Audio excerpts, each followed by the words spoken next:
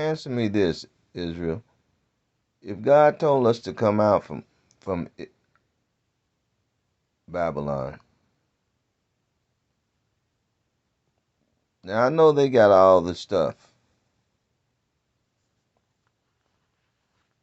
but if He told us to come out from Babylon, don't you think He knew that we was going to need stuff?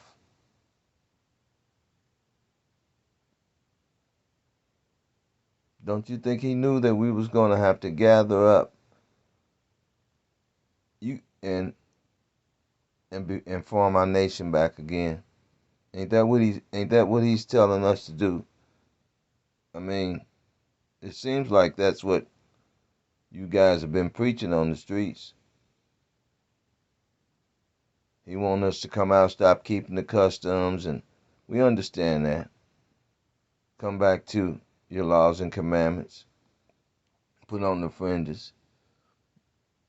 But what are we supposed to do when they start poisoning the water and stuff like that?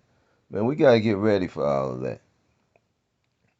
He knew the faster we come out, those curses were going to be lifted off of us and put on them. So those of us who have accepted we need to come back and unite back together, why are we still afraid and have faith in the devil? Fear in the devil is faith in the devil. And lack of trust in God. So we still talking about, oh, we can't move, we can't do nothing without Esau. We need his pavilions. What about our God? Don't he have power over the earth? Can he make it's? They lived up in them caves and off them valleys in them caves. They lived up there for years, eating. I got a book that can tell you everything's edible and probably with no more nutrients and nourishment in it than what we buy in the grocery store out here growing in your backyard. We've got books.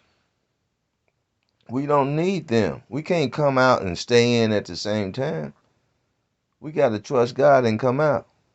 Israelites, you got to teach better, man. Camps, you got to teach better. You ain't getting it, man. We going to come out or we going to stay in? You got to teach it better, man. If He said come out, then we need to come out. We can't go overseas and stuff like that, but we got to, hey, man, we got to come up with a plan to where we can stop using these people for everything. Right? We can stop using them for everything. And the only way we're going to do that is we got to unite and get our sovereignty back. The Bible said it would happen. And all we have to do is unite and be on one accord and go and stand and protest our government offices. If we can gather up to just walk around and show how many men we got in our camp and all of that, and stand up and argue with them and say all kind of crazy stuff to the devil poking the bear, then we can come together, amen, and try to do it peacefully with these people. You know, you got to learn how to debate and argue in court, man. And so we got to use that same strategy and technique to stand and protest for our First Amendment, for them to recognize us because we recognize who we are. That's how you do it. That's the only way you're going to come out. And they can say, okay, you don't get no more Social Security checks and stuff like that. Then y'all going to have to get out and get in your yards. Israelites, with them millions of dollars y'all got right now, you camps, y'all should be buying land and growing food, man. Every local camp should be buying land and growing food. It ain't going to be that many that need to eat because 2/3 ain't coming out, remember? So the 1/3, we can feed them. We can have them work in the garden. We can teach them. They got backyards, man. We can go from house to house to have camp. We're going to have to do that anyway. When they stop you from teaching on the streets and preaching, you're going to be all messed up, man. So we got to unite while we still can, man. While we still can communicate, unite and go and let them people know we know who we are, and y'all can't stop. Either y'all gonna follow the Constitution, or either y'all gonna say, hey, we just gonna go on and fight y'all. Esau's gonna say, okay, we're gonna follow the Constitution, or we're gonna go on and fight y'all. That's what y'all don't want to face, man. You gotta face that. We gotta be men, man. Most of our Israelite leaders, man, they are cowards, man. They are cowarding down, man. Stand up when you gather together in them camps. Stand up and teach the people that we have a First Amendment right, and we need to call and start asking our congressmen and our civic and our government officials. We woke now. We woke now. Why are y'all stopping us from keeping our constitutional rights? Why are y'all stopping us from uniting and not recognizing who we are? We got all the proof. We need to go before the news stations, the media, and stand and crowd their businesses, crowd their business parking lot, and protest there for days. Why won't y'all talk to us? Why won't y'all come out and debate and bring your proof? We need to go around our city officials' office, all these offices, and just debate them and force them to debate or hear us, and the news is going to come.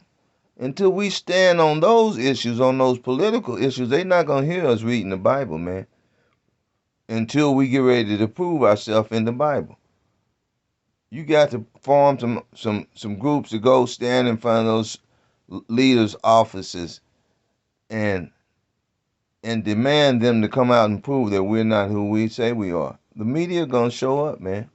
You're gonna get more people than talking about Kyrie and Kanye. Man, leave them devils alone, man.